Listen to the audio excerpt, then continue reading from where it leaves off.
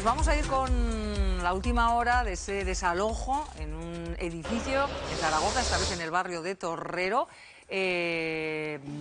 porque presentaba unas deficiencias que ponían en peligro la seguridad de quienes viven en él, y a estas horas, Alex, lo están inspeccionando tanto bomberos como policía. Cuéntanos.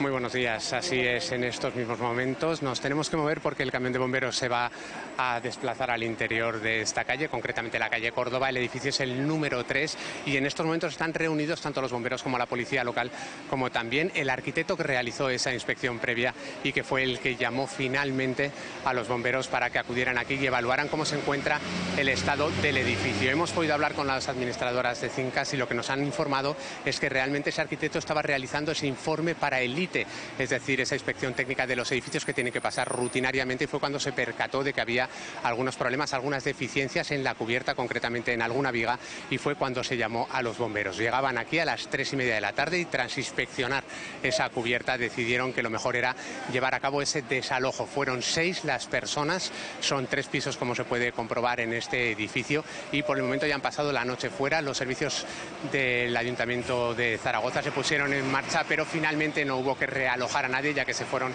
a lugares de familiares y amigos. Es en estos momentos cuando van a entrar en el edificio, van a inspeccionarlo para ver qué es lo que sucede con el mismo, si finalmente pueden volver a sus casas o tendrán que esperar a que se realicen las mejoras y que no haya ningún problema para los vecinos. Gracias, Alex. Bueno, pues a ver qué se encuentra en el edificio, pero la verdad es que en las últimas semanas estamos asistiendo a numerosas incidencias en edificios de la capital aragonesa. Mónica. Pues sí, la verdad es que demasiadas y afortunadamente se han cogido a tiempo. Aquí vemos también para qué sirve la inspección técnica de edificios. Es un examen que tienen que pasar los edificios cuando ya cumplen más de 50 años, y hemos visto que muchas veces pues sirven para detectar deficiencias que pueden ser graves.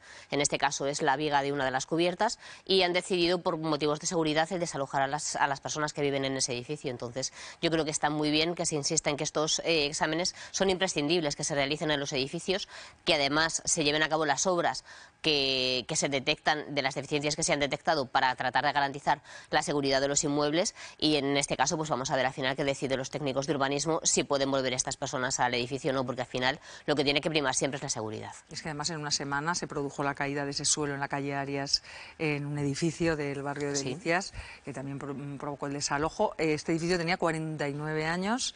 Es cada 50 cuando... Cada 50, sí. Llevar a cabo esa inspección, aunque también hemos asistido a edificios que se habían sometido a dicha inspección y en los que ha habido sustos después. Mónica. Desde luego. Y también en el casco histórico de Zaragoza. Sí, y ha habido en ocasiones se ha tratado de relacionar también épocas con muchísimas lluvias con un deterioro mayor de los edificios, ¿no? Y estamos en un año que está siendo bastante lluvioso. Entonces yo creo que también es una cuestión a tener en cuenta. Sí se hacen de vez en cuando algunas acciones especiales. Ahora mismo hay un plan de choque que ha puesto en marcha la Concejalía de Urbanismo por toda la zona del Gancho, Zamora y Pignatelli, que yo creo que eso también puede ser muy provechoso, sobre todo para tratar de garantizar que en esa zona los edificios están bien conservados, pero aún así existe una normativa, hay que cumplirla, y estamos viendo cómo en este caso de la calle Córdoba ha servido para detectar un problema que puede llegar a ser grave. Lo que está claro es que la ITE está sacando a la luz deficiencias que a simple vista ni los propios moradores ni los vecinos son capaces de ver, ¿no? Hablabas tú, Mónica, de las lluvias, año de más incidencias, retrotrayendo un poco también ese argumento, año de mucha construcción, año de construcción más deficiente, sobre todo en la época del aluminio, y con el deterioro mucho más corto en el tiempo, ya no los 50 años, sino que se hablaba incluso de la aluminosis a los 30, aparecen muchos edificios, ¿no? Yo creo que hay muchas variables que a los que somos neófitos en la materia se nos escapan, y a los vecinos, por supuesto, y que los técnicos son los que de verdad pueden apreciar donde no vemos un riesgo que lo haya. También es cierto que decías tú, ahora serán los técnicos los que decidan.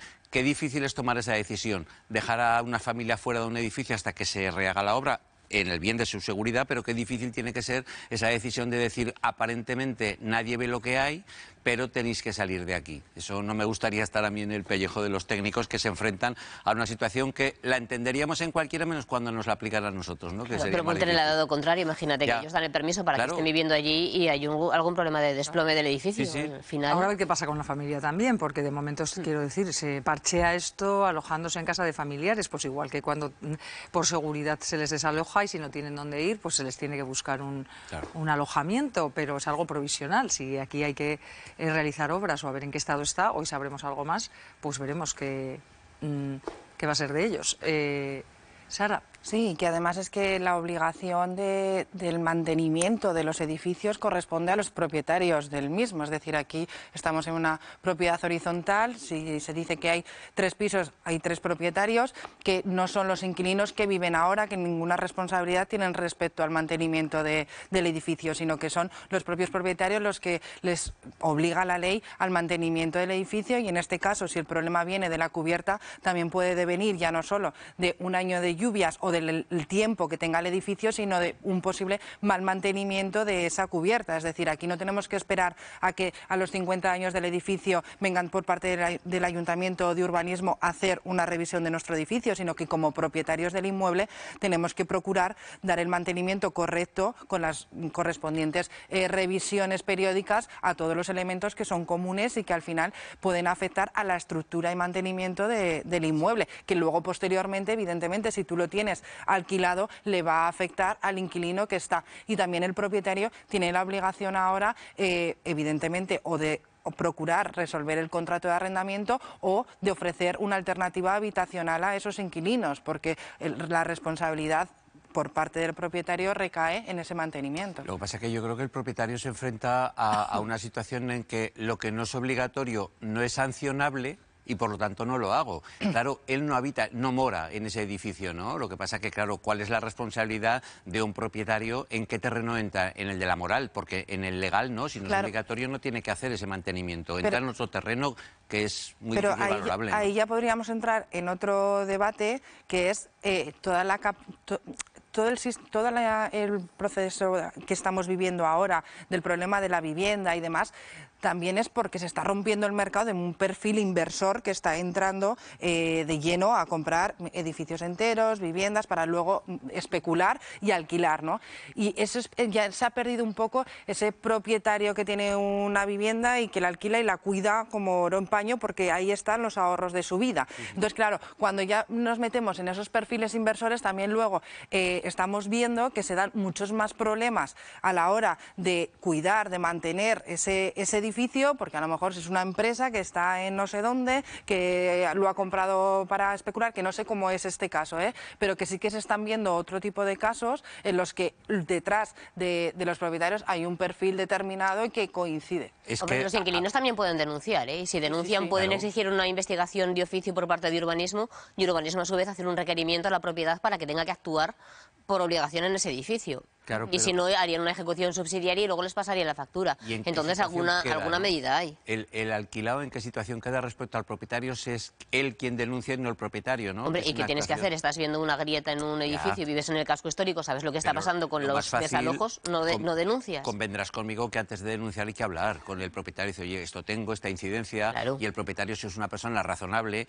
Yo entiendo el razonamiento de Sara, porque sin nombrarlo estás hablando de fondos buitre, ¿no? Que son, claro, no es lo mismo mantener un inmueble o un piso que son tus ahorros de una vida y que va a ser tu plan de pensiones o que te apoya, que un fondo buitre que tiene 1000, por ejemplo, además en desuso, y que nadie cotiza ni paga la comunidad ni nada, ¿no? Que eso es lo que está pasando a día de hoy. Entonces, claro, es muy difícil exigir a no sabes quién, no sabes dónde, porque no sabes dónde acaba el fondo al final, porque es una eterna derivada que nunca sabes llegar al final, ¿no? Y claro, el perfil es que ha cambiado de propietario, claro, ese es el problema.